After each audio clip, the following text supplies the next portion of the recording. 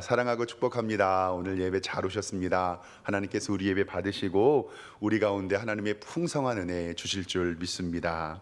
우리 옆에 있는 성도님들과 인사 한번 하겠습니다. 이렇게 인사할까요? 주님의 이름으로 사랑합니다. 인사하겠습니다.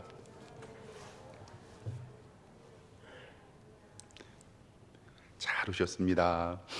이번 주도 최선을 다하시고 하나님의 영광을 위하여 일하시고 그리고 세상에서 하나님의 사역으로 감당하시는 우리 성도님들 정말 애쓰셨습니다. 하나님께서 오늘 예배를 통해서 힘 주시고 능력 주시고 특별히 말씀 가운데 깨닫게 하는 지혜가 있게 하여 주셔서 하나님의 풍성한 은혜 받으실 줄 믿습니다. 하나님께서 오늘도 우리에게 풍성한 은혜 주실 줄 믿습니다. 예레미야 선지자는요, 지금으로부터 약 2600년 전의 사람입니다. 그때는요, 이스라엘이라는 나라가 처음에는 단일된 하나의 나라였습니다. 그 처음에 왕이었던 사람이 바로 사울 왕이죠. 그 사울 왕이 죽은 다음에 다윗이 왕으로 오르고 그 다음에 솔로몬이 왕위를 승계합니다. 그런데 이스라엘 왕의 우상 숭배와 하나님의 명령을 지키지 않음으로 말미암아서 이스라엘이라는 나라가 둘로 나누게 됩니다. 그래서 북쪽 나라를 북이스라엘이라고 부르고 남쪽 나라를 남유다라고 부릅니다. 우리가 아는 것처럼 이 남쪽 나라 남유다가 정통 왕조입니다. 북이스라엘은요, BC 722년에 아시리아, 성경에는 아수르라는 나라에 의하여 멸망당하게 되고요, 남유다는 BC 586년에 바벨론이라는 나라에 의해서 멸망당하게 됩니다. 예레미야 선지자는요, 남유다가 바벨로니아의 공격을 받을 때, 나라가 망해가고 있을 때에 바벨론이 남유다를 쳐들어옵니다.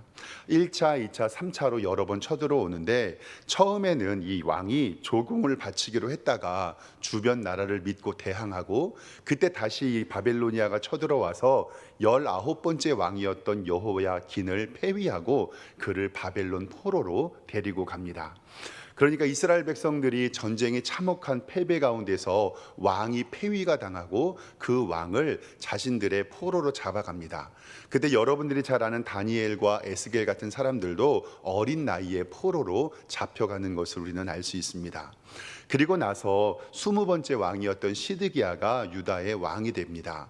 그리고 그때에 일했던 선지자가 바로 오늘 말씀에 있는 예레미야 선지자입니다. 이 당시에요, 이스라엘의 상황을 보면요, 남과 북으로 나라가 갈라지고요, 그리고 북은 이미 멸망하여서 나라가 없어졌습니다. 그리고 남유다의 본토는요, 바벨론으로 전쟁으로 인하여 폐허가 되었습니다. 왕이 폐위가 되었고 포로로 끌려갔고요, 그리고 지도급의 인사들이 바벨론 포로로 끌려가는 엉망스러운 나라가 지금 현재의 모습입니다. 이스라엘은 정치와 경제, 사회 문화, 그리고 나라의 존폐의 위기가 있는, 즉 힘들고 어려운 상황이 계속되어 있었습니다. 본토에 남아있던 사람들이 있었고 포로로 끌려간, 이 바벨론에 끌려간 사람들이 있었습니다. 본토에 남아있던 백성들은요, 희망이 없고 소망이 없습니다. 전쟁의 폐허 가운데 어떻게 다시 일어서야 하나, 우리에게는 왕도 없었고, 꼭 어떤 모습이었냐면 6.25 전쟁이 끝난 우리나라의 모습, 황폐한 우리나라의 모습과도 비슷했을 것 같습니다. 그리고 포로로 끌려간 이스라엘 백성들은 신앙의 중심이었던 예루살렘을 떠나서 이방 민족의 노예로 살아갔습니다. 그리고 그곳에서의 삶이 너무나도 비참했습니다. 이렇게 이스라엘의 본토에 있던 사람들도 힘들어온 삶을 살았고, 포로로 끌려간 이스라엘 백성들도 너무나도 고통가운 삶을 살았습니다. 이런 상황에서 본토에 있는 예레미야 선지자, 지금으로 이야기하면 목사님이 포로로 끌려간 백성들에게 편지를 씁니다. 이 편지는 29장 1절 말씀에 정확히 나와 있습니다. 선지자 예레미야가 예루살렘에서 이같이 편지를 느부갓네살이 예루살렘에서 바벨론으로 끌고 간 포로 중 남아있는 장로들과 제사장들과 선지자들과 모든 백성에게 편지를 보냈다라고 성경은 분명하게 이야기를 하고 있습니다.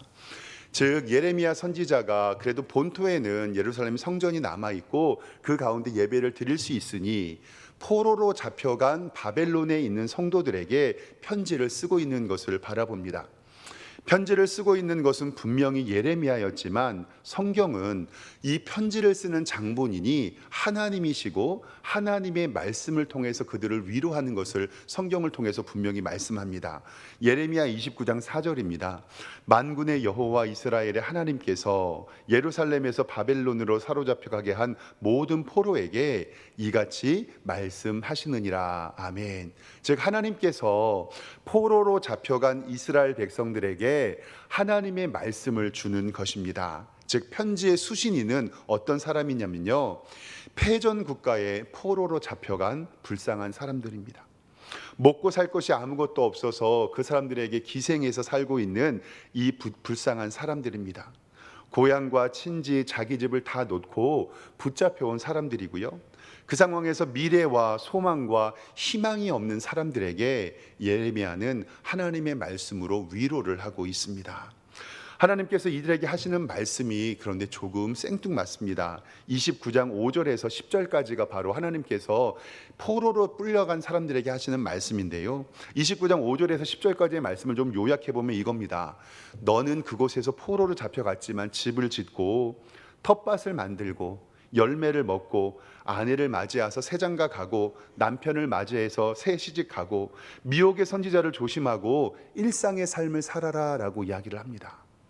가만히 생각을 해보면 포로라고 이야기하면 전쟁 중에 잡혀 있다가 조금만 참고 기다리면 전쟁이 끝나면 본국으로 송환을 해주는 것이 포로의 삶인데, 하나님께서는 예레미야 29장 5절에서 10절 말씀을 가만히 보면 어떻게 말씀하시냐면, 너희는 그 땅에서 집을 짓고 텃밭을 만들고 열매를 먹고 그리고 아내를 맞이하고 남편을 맞이하고 미혹의 선지자를 조심하고 거기에서 일상의 삶을 살아라 라고 이스라엘 백성들에게 말씀을 합니다. 조금 이해가 되지 않습니다. 하나님께서 그 당시에 장가 시집 가고 집을 지으며 살고 이스라엘로 돌아올 생각을 하지 말라라고 그 포로들에게 이야기를 합니다. 이게 무슨 청천벽력과 같은 이야기입니까? 내가 포로로 잡혀온 것도 억울하고 속상한데 내 나라에 돌아갈 수가 없다니. 이스라엘 백성들은 절망과 고통과 흑암과 주변을 돌아보아도 너무나도 지옥 같은 삶이 계속됩니다. 그리고 그 외국에서 살아가야 하는 세월이 70년이라고 성경은 우리에게 분명히 말합니다. 오늘 말씀 29장 10절에 보면 여호와께서 이와 같이 말씀하시느니라. 바벨론에서 70년이 차면 내가 너희를 돌보고 나의 선한 말을 너희에게 성취하여 너희를 이곳으로 돌아오게 하리라 라고 말씀합니다. 세대를 가만히 바라보면 할아버지 할머니 세대로 끌려간 분들은 돌아오지 못합니다. 그리고 아버지 어머니 세대에 끌려오신 분들도 돌아가지 못합니다. 그리고 9살 10살에 끌려간 어린이들도 70년이 지나면 80 할아버지가 되어서 돌아오니 할아버지와 아들과 어린이 세대 다들 그 세대가 끝나고 이스라엘로 돌아올 수가 없게 됩니다. 이 70년은 두 세대가 넘는 큰 기간입니다. 그러니까 이스라엘 백성들에게 너네들은 70년 동안 땅으로 돌아오지 못하니 그 나라에서 땅 벌어먹고 시집장가 가고 집 짓고 살아라라는 이야기입니다. 이런 상황을 바라보면서 이스라엘 민족들은요, 얼마나 힘이 없고 얼마나 괴로웠을까, 얼마나 소망이 없고 괴로운 삶이 계속되었을까. 이들이 이스라엘 민족의 전체의 죄를 지고 포로 생활을 하는 백성들이었습니다. 이 백성들은요, 꿈도 소망도 희망도 미래도 없어 보이고요, 그리고 아무것도 나아질 것이 없어 보였습니다. 이러한 상황 가운데 하나님께서 예레미야를 통해서 하나님의 뜻을 포로 생활하는 이스라엘 백성들 가운데 말씀하십니다. 그 말씀이 바로 우리가 함께 읽었던 오늘 말씀입니다. 오늘 말씀 29장 11절 말씀 보겠습니다. 여호와의 말씀이니라. 너희를 향한 나의 생각을 내가 아나니 평안이요 재앙이 아니니라. 너희에게 미래와 희망을 주는 것이니라 라고 먼저 하나님께서는 말씀합니다. 이스라엘의 민족의 죄를 짊어지고 포로 생활하는 백성들에게 아무런 희망과 꿈과 소망과 미래 비전도 없어 보였던 그 백성들에게 하나님께서는 그들을 위로하고 격려하고 말씀하십니다. 뭐라고 말씀하시냐면 여호와의 말씀이니라. 너희를 향한 나의 생각은 평안이고 재앙이 아니다라고 이야기를 합니다. 이스라엘 백성들은 지금 자기는 죽었고 고통과 힘듦 가운데 있고 돌아갈 나라도 없는데 나는 재앙을 받았고 벌을 받았다라고 생각하는 이스라엘 백성들에게 너희를 향한 나의 생각은 평안이고 재앙이 아니다라고 말씀합니다. 그리고 너희에게 미래의 희망을 주는 것이다라고 하나님의 마음을 그들에게 알려주십니다. 하나님은 우리에게 희망을 주십니다. 아무리 우리의 삶이 나아 보일 것 같지 않고 괴로움과 아픔뿐이라도 하나님께서는 우리에게 재앙이 아닌 희망을 주시고 우리에게 미래 소망을 주시는 하나님이라는 것을 꼭 기억하시기를 주님의 이름으로 축원합니다. 상황이 힘들고 어렵고 괴로울 때 이러한 하나님의 말씀이 임했습니다. 이 말씀을 듣는 포로들 가운데서요, 이스라엘 백성들은 두 가지의 부류로 나누게 됩니다. 첫 번째는 하나님의 약속을 믿지 않는 부류입니다. 이렇게 반응합니다. 하나님 정말 해도 너무하십니다. 나라가 망하고 이스라엘의 범죄를 내가 지어서 우리를 이렇게 개고생하게 하시는 분이 하나님이신데 여기서 우리가 무슨 소망을 갖습니까? 하나님 진짜 해도 너무하신 것 아닙니까? 자기의 신사를 한탄하고 원망하고 그리고 하나님을 믿으려 하지 않습니다. 이것은 죄악의 결과인 우리네의 삶과 비슷합니다. 그런데 이런 하나님의 약속을 받아들이는 성도들도 있습니다. 어떤 성도들이냐면, 알겠습니다 하나님, 지금은 너무 힘들고 고통 가운데 있지만 그래도 하나님께서 우리에게 평안을 주시고 미래 희망을 주시고 소망을 주시는 줄 믿습니다. 여기에 사는 것이 힘들고 어렵지만 희망을 가지고, 그리고 나는 비록 예루살렘에 돌아가지 못하지만 내 자녀들이 돌아갈 것을 믿고 나아질 것을 확신하고 하나님 믿겠습니다라고 희망과 소망을 갖는 사람들이 있었다는 사실입니다. 세상에서도요, 긍정적으로 생각하고 희망을 가지고 소망을 갖는 효과라고 이야기하는 위약 효과라는 것이 있습니다. 영어로는 플라시보 효과라고 하는데 우리 성도님들 잘 아시는 줄 압니다.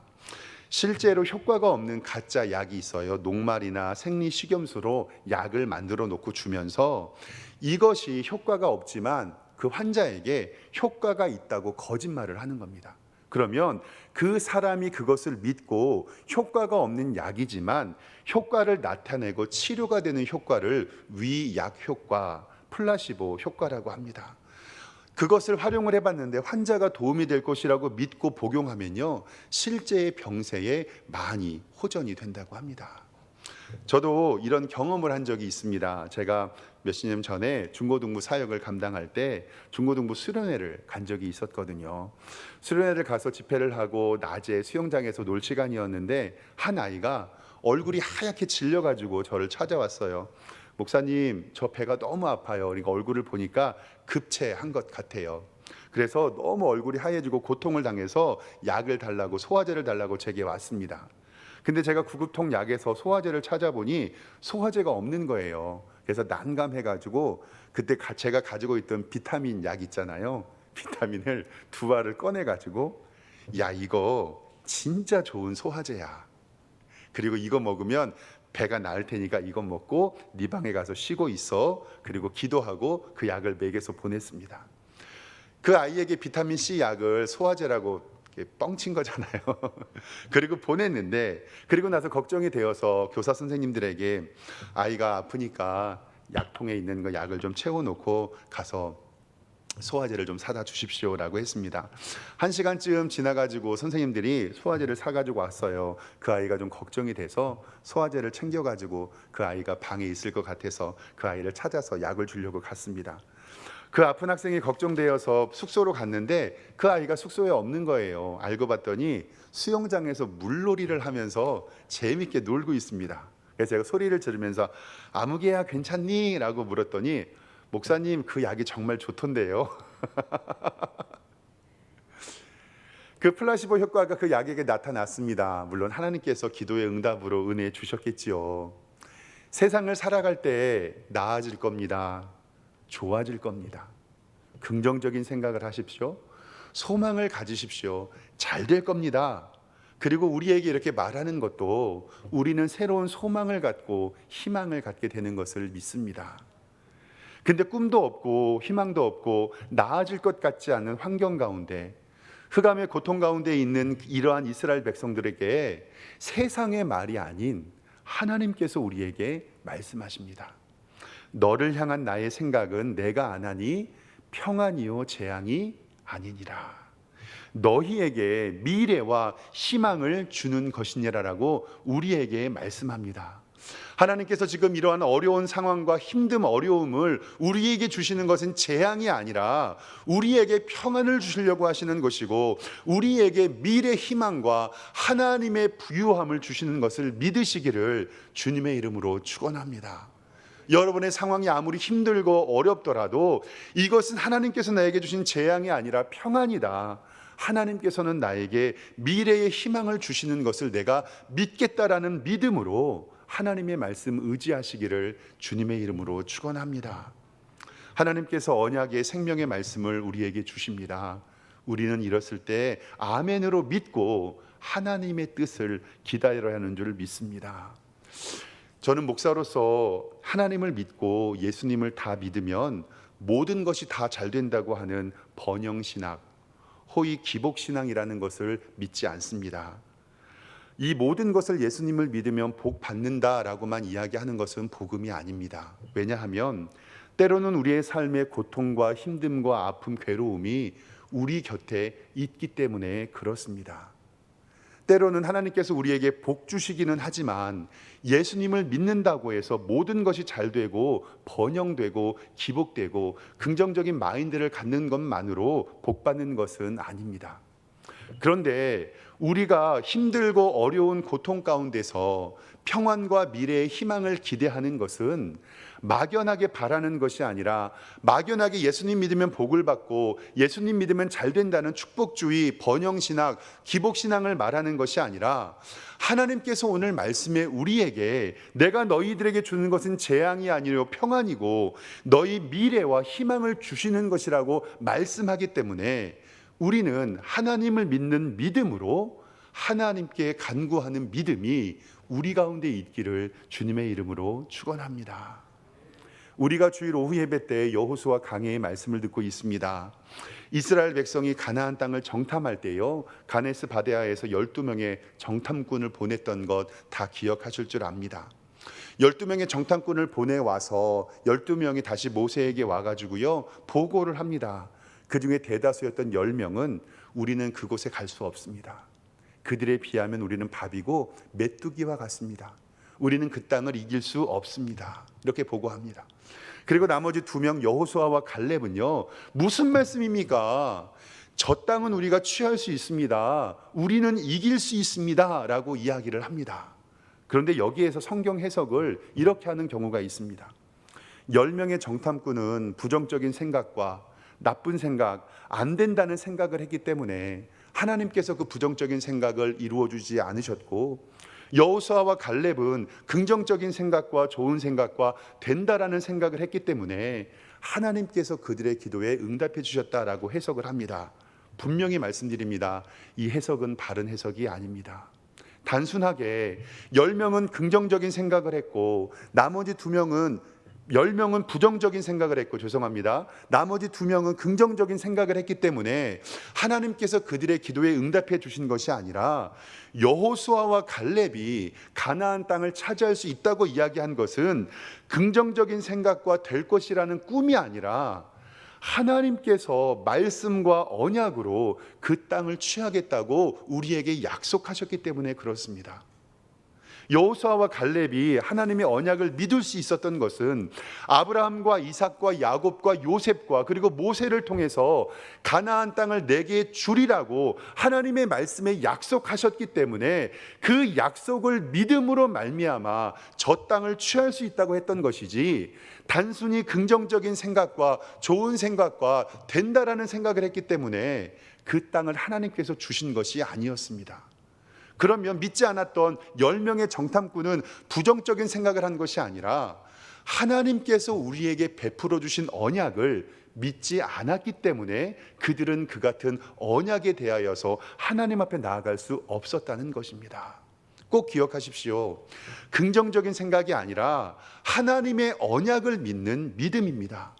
민수기 14장 8절 말씀에 여호와께서 우리를 기뻐하시면 우리를 그 땅으로 인도하여 들으시고 그 땅을 우리에게 주시리라. 이는 과연 젖과 꿀이 흐르는 땅이니라 라고 여호수아와 갈렙이 이스라엘 백성들을 전도하고 다닙니다. 이것은 무엇이냐면 하나님의 말씀을 믿는 믿음이 그들에게 있었기 때문에 그것이 가능했다라는 사실입니다. 세상 살아가는 게 힘들고 괴롭고 고난이 닥쳐도 우리는 하나님의 말씀 붙잡고 살아야 할 줄 믿습니다. 이러한 상황에서 정신 차리고 하나님의 뜻이 무엇인지 분별하고 하나님의 말씀에 순종하는 여러분들과 제가 되기를 주님의 이름으로 축원합니다. 오늘 말씀 가운데서 꼭 기억해야 될 한 가지가 있는데요. 이것은 이것입니다. 어떠한 고난이 닥쳐도 하나님의 뜻은 언제나 선하다는 사실입니다. 우리에게 어떠한 고난과 환난과 어려움이 있더라도 하나님의 뜻은 언제나 선하다라는 이런 믿음이 우리에게 있어야 합니다. 왜냐하면 역사의 주관자는 하나님이시기 때문에 그렇습니다. 지금도 역사를 통치하시고 다스리시는 하나님께서 이 일을 우리의 가정과 우리의 교회와 이 나라와 민족 가운데 하시는 것은 반드시 이유가 있을 거다. 그리고 이 일은 하나님께서 우리에게 주시는 것이다라는 절대적인 믿음이 우리에게 있을 때 우리는 비로소 해답이 보인다는 사실입니다. 힘들고 어려운 일이 있을 때 아이고 내 팔자야, 내가 무슨 죄를 지었길래 내게 이런 일이 있나, 이러한 고통이 일어나는 거지. 다른 사람은 잘 먹고 잘 사는데 왜 나만 이렇게 힘들 것 같아 보일까? 왜 하나님은 나에게 이러한 고통을 주실까? 이것이 아니라 하나님께서 이것을 통해서 역사의 주인이시고 나는 하나님을 통해서 이길 거야 라는 믿음이 여러분들에게 있기를 주님의 이름으로 축원합니다. 예레미야 29장 4절 말씀에 만군의 여호와 이스라엘 하나님께서 예루살렘에 바벨론으로 사로잡혀가게 한 포로들에게 말씀하셨다라고 분명히 말씀하신 건 뭐냐면 너희들이 바벨론으로 포로로 잡혀간 것은 하나님인 내가 했다라고 그들에게 분명히 선포합니다. 하나님께서 예루살렘에서 바벨론으로 사로잡혀가게 한 포로들에게 말씀합니다. 그 말씀이 뭐냐면 예레미야 29장 16절부터 19절까지 뭐라고 말씀하시냐면 포로로 끌려가지 않는 백성을 칼과 기근과 전염병으로 그들에게 보내시고 그들을 세계 여러 가운데 흩어 학대를 당하게 하고 저주하고 조세하고 수모를 당하게 할 것인데 왜 그러냐면 너희들이 내 말을 듣지 않았다라고 29장 19절에 말씀합니다. 예레미야 29장 19절 말씀에 내 종 선지자를 꾸준히 너희에게 보냈으나 너희는 그 말을 듣지 아니하였다라고 우리에게 분명히 말씀합니다. 내가 바벨론으로 70년 포로 생을 보낸 것은 이들을 남겨두어서 내가 이스라엘 백성들의 남은 자로 구원하려 계획이고 본토에 남아있는 모든 백성을 다 멸하여 주시겠다는 하나님의 의도가 그 가운데 있다는 것을 우리는 기억해야 됩니다. 그러니까 포로로 끌려간 70년 동안 있는 이 사람들은 죽을 사람들이 아니라 구원받을 사람들이라는 것을 성경은 이야기하고 있습니다. 하나님께서는 본토를 쓸어버리시고 70년 후 바벨론의 포로된 자들을 회복시켜서 이스라엘을 하나님의 나라로 만드시겠다는 하나님의 역사를 우리에게 알려주고 있습니다. 우리는 인정해야 됩니다. 인간은 죄악 덩어리거든요. 예레미야 29장 19절 말씀에 너희들이 내 말을 순종하지 아니하였다. 내 종 선지자를 꾸준히 보냈으나 너희들은 그 말을 듣지 않았다라고 이야기를 합니다. 인간은요 결핍을 느껴야 그것이 감사의 조건이 되는 때가 있습니다. 부족함을 느껴야 그 부족함이 내게 채워졌을 때 감사의 조건이 되는 경우가 있습니다.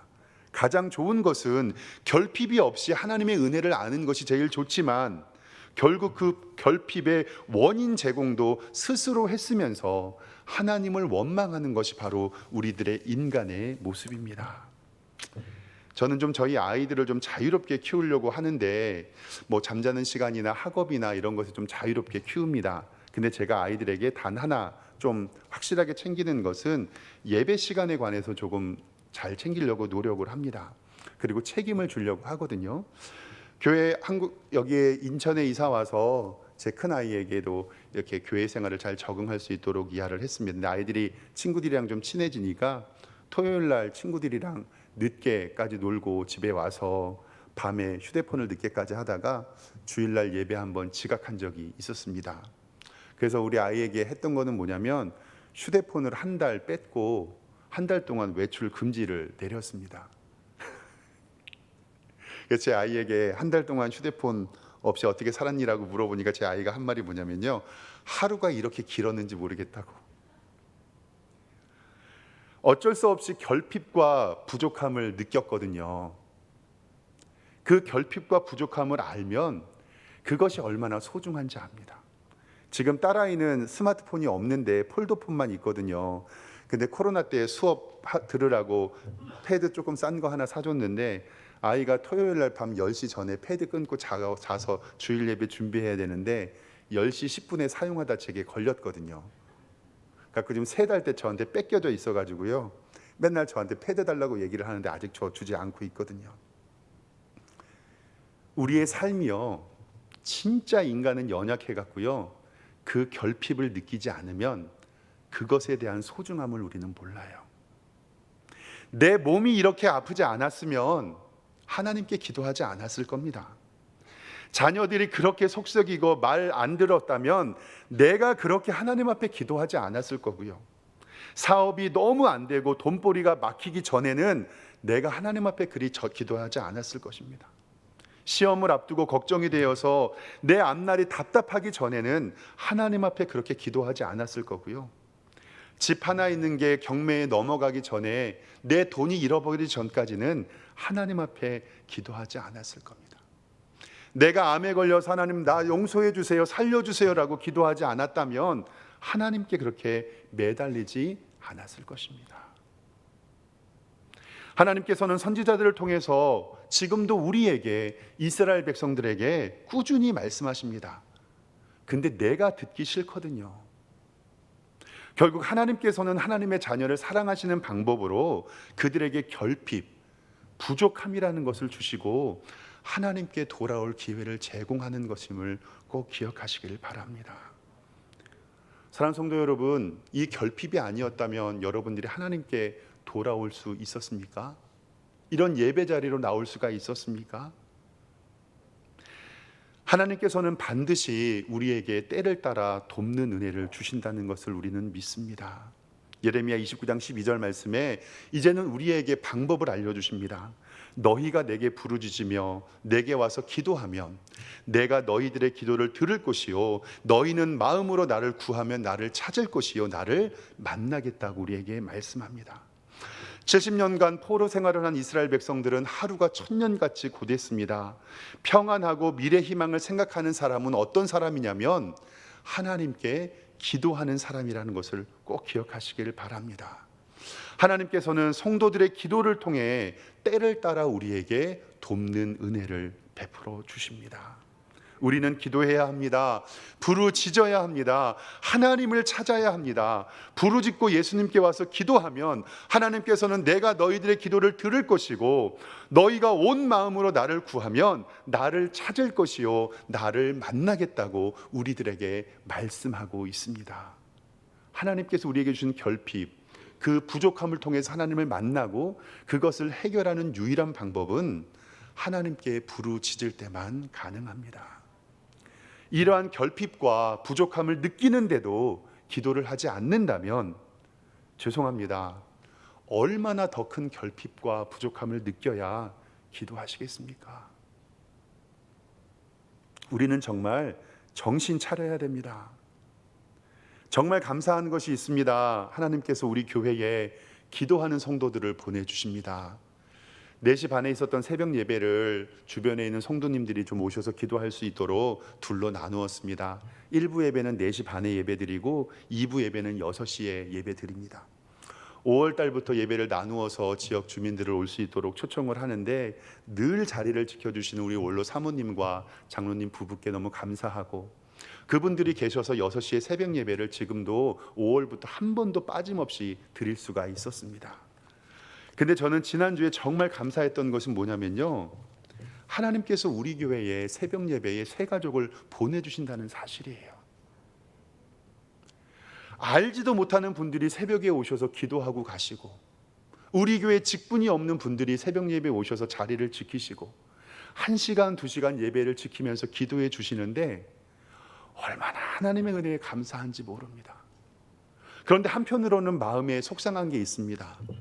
먼저 된 자가 나중되고 나중된 자가 먼저 된다라는 하나님의 말씀이 제 가슴을 너무나도 찌릅니다.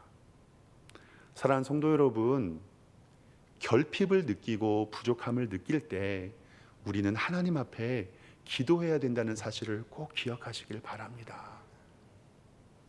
기도만이 우리를 위기에서 탈출하는 유일한 방법이고, 그 기도를 통해서 하나님은 이스라엘을 회복시키고 있습니다. 우리 솔직하게 한번 이야기해 보겠습니다.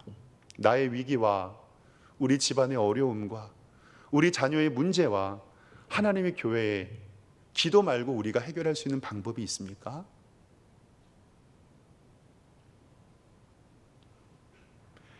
예레미야 29장 14절 말씀에는 하나님께서 이렇게 말씀합니다. 이것은 여호와의 말씀이니라. 나는 너희를 만날 것이며 너희를 포로된 자 중에서 다시 돌아오게 하되 내가 쫓아보냈던 나라들과 모든 곳에서 모아 사로잡혀 떠나던 그곳으로 돌아오게 하리라. 이것은 여호와의 말씀이니라.